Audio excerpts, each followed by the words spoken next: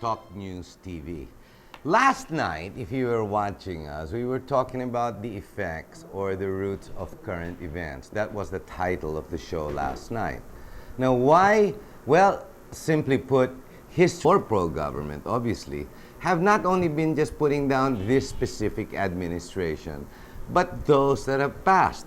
Now, it does not necessarily mean that they are fighting every single administration, but simply put, they are, well, maybe fighting within themselves. Now, how does that really happen? Now, I'm not going to try and be a theologist or some type of psychologist, but basically, the facts are history does repeat itself. Now, if you say that, what I'm trying to put out here is history plays a big role in what we are today. Now, going on that very same subject for consistency, tonight we have with us Jose Maria Bonifacio M. Escoda, known as Boni.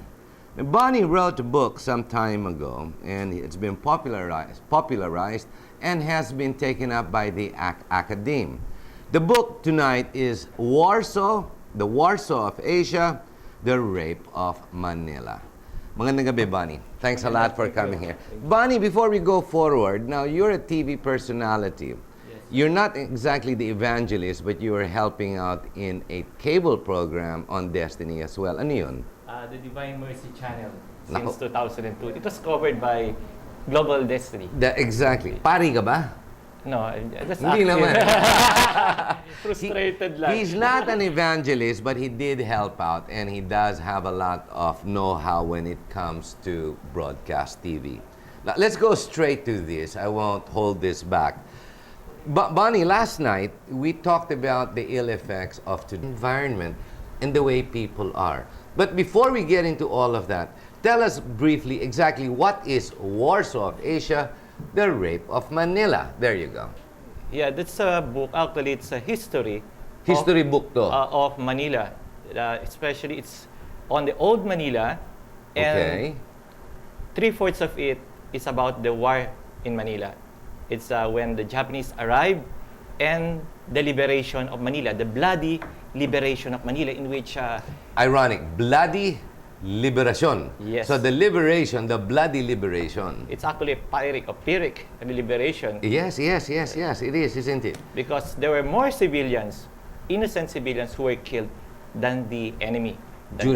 That's when the Americans came in to take out the Japanese. Yes, Okay. And that's when Manila was actually torn apart yes. and bombed. Yeah. What does this book say? Why did you depict the Warsaw? Because it was basically the war zone. Warsaw is the capital of, not the capital, of Poland. Yes, Poland, where they And- had all the unrest, civil unrest. And military leaders as well as politicians referred as the most destroyed city during the Second World War. Poland. Yeah, and MacArthur even used that phrase, Manila is the Warsaw of Asia. Wow, really? Yeah. Interesting.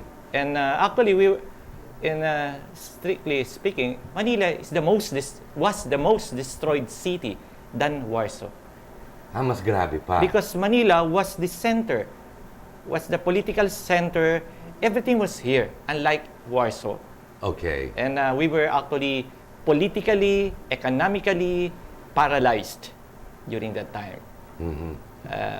Even our values were affected during that. There was, I also mentioned about the destruction of values, the change of values. So it wasn't just the buildings, it wasn't Yeah. just the physical destruction. Yes. It's how the Filipino changed because of the ill effects of the bloody It affected the moral fiber of the society.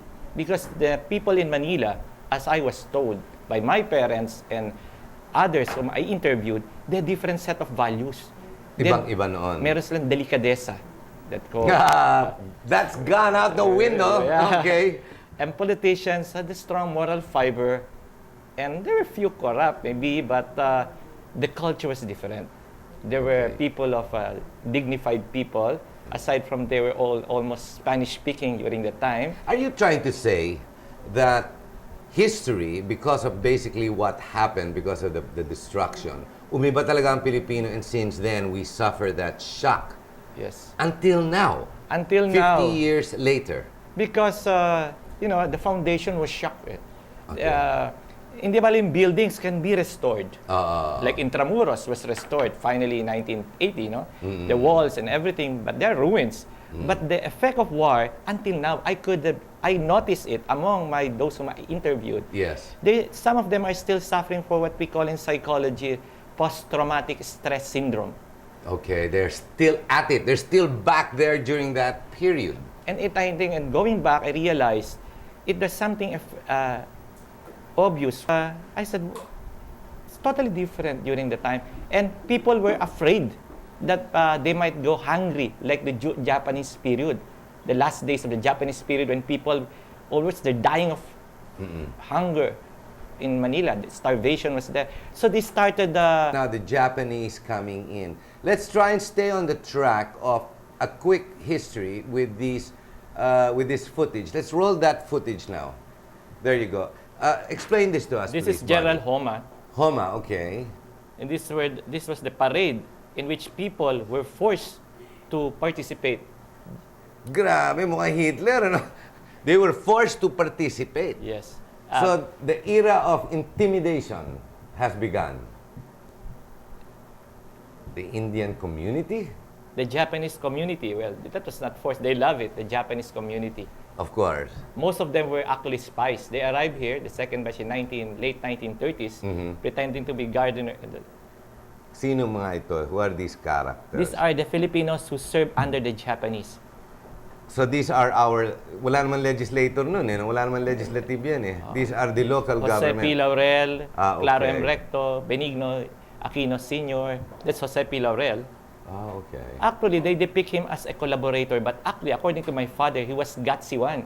He was even helping a lot of Filipinos escape death, and he even spoke Filipino in order to emphasize something so that the Japanese will not understand it. What he was saying. Wow. Okay. Guts, huh? Guts.